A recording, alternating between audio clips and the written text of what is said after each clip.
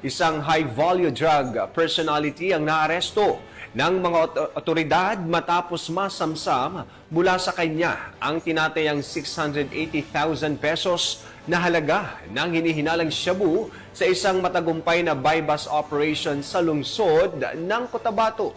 Ibabalita yan ni Pacho Woman Angela Bandarlipe. Arestado ang isang high-value individual at nasamsamang 680,000 pesos halaga ng shabu sa ikinasang Joint Anti-Illegal Drug Buy-Bust Operation sa Barangay Poblacion 5, Cotabato City nito lamang ika-29 ng Hunyo taong kasalukuyan. Kinilala ni Police Brigadier General Jason C. D. Guzman, Regional Director ng PRO BAR, ang naarestong suspect na si alias Pudi, 34 anyos at residente ng Purok Milan Rosary Heights 13 ng nasabing lungsod.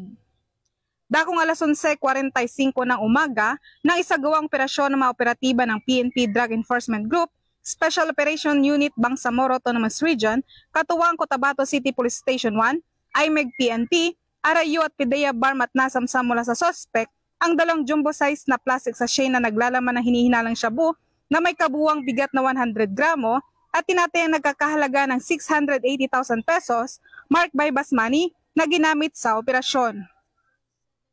Nasa kustodiya na ngayon ng PNP Drug Enforcement Group, Special Operation Unit BAR ang suspect at nakatakdang sampahan ng kasong paglabag sa ilalim ng Republic Act 9165 o ang Comprehensive Dangerous Drugs Act of 2002.